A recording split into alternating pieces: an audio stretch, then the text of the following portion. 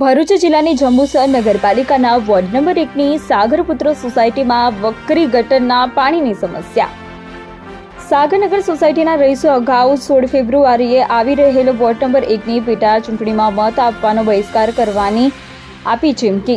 સાગરનગર સોસાયટીમાં સાગરપુત્રો એટલે કે માછી સમાજના લોકો રહેતા હોય.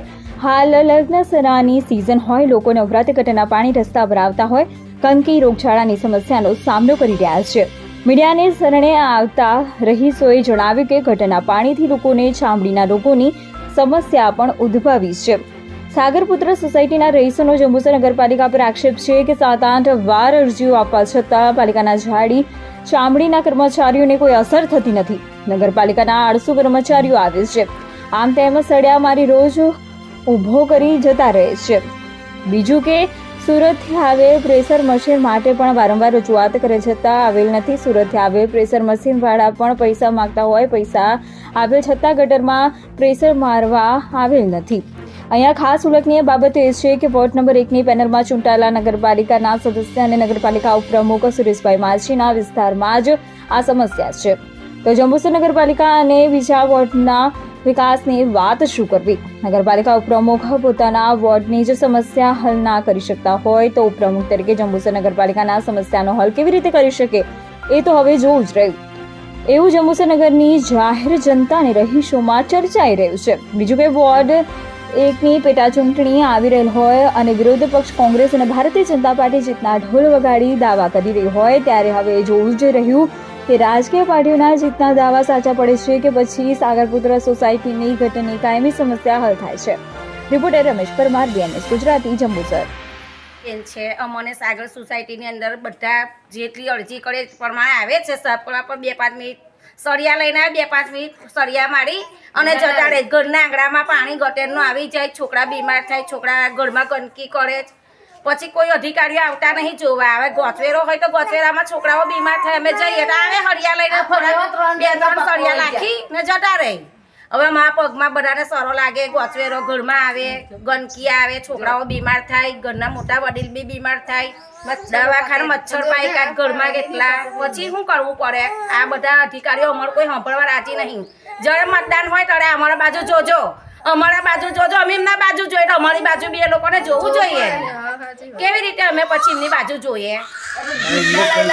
પછી આવી રીતે સબર બગડે, એમની જોડે બધા વ્યવહારો બગડે, આપણું કોઈ કામ કરે ના તો પછી શું કરવાનું? આપણા કામ માટે તો એમને આપણે મતદાન કરતા હોય કે ચાલો આપણે આપણા સદસ્યોને લાવીએ, આપણા બાજુ જોઈ, આપણે એમના બાજુ જોઈએ. આ તો કશું જ નહીં, બસ 2-3 દિવસે આવે, સળી મારીને જતા રહે. ઘરના આંગણે બહુ ગોચું એમની ગયા 5 કમ્પ્લેન નાખેલી છે.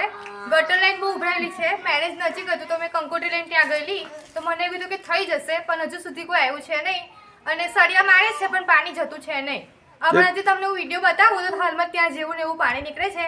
જે અમારો મંડપ બાંધવાનો છે ત્યાં જ કમરપ્લોટમાં પાણી નીકળે છે. તો ત્યાંથી અમને એવું કહે છે કે મશીન બગડેલું છે. મશીન હમણાં હાલમાં ખાનપુરી ભાગોળ કામ ચાલુ છે ત્યાંનું. ત્યાંથી એવું કહે છે નગરપાલિકા પ્રેશર મશીન બગડેલું છે.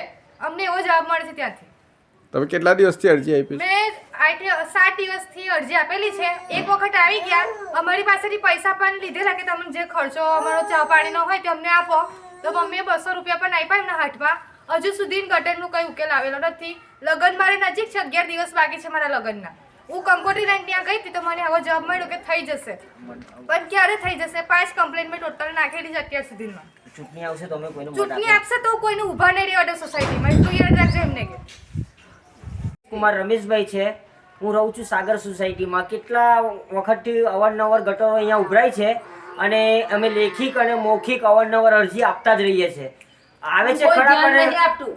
આવે છે ખરા પરંતુ 2 મિનિટમાં સાફ કરીને નાહી જાય છે. 2-2 ફૂટની ગટરો બનાવેલી છે અને મત હવે આવનારા સમયમાં 1.5 મહિનામાં પેટા ચૂંટણી થવાની છે અને આ પેટા ચૂંટણીમાં મતદારો અહીંયા આગળ આવીને અમને કહે છે કે અમે મત આપ્યું, અમને મત કોણ આપશે?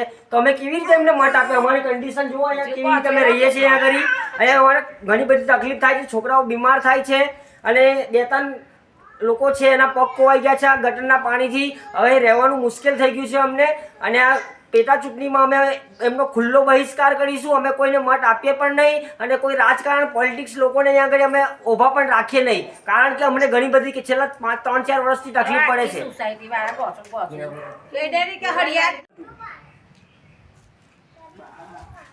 આ તમારા પગને શું થયું?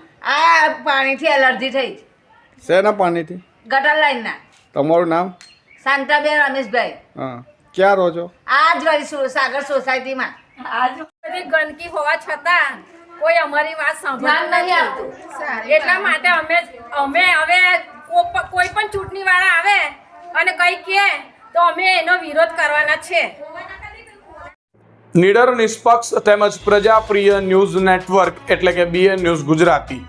બીએન ન્યૂઝ ગુજરાતીના ફેસબુક પેજને સર્ચ કરી લાઇક તેમજ ફોલો કરો.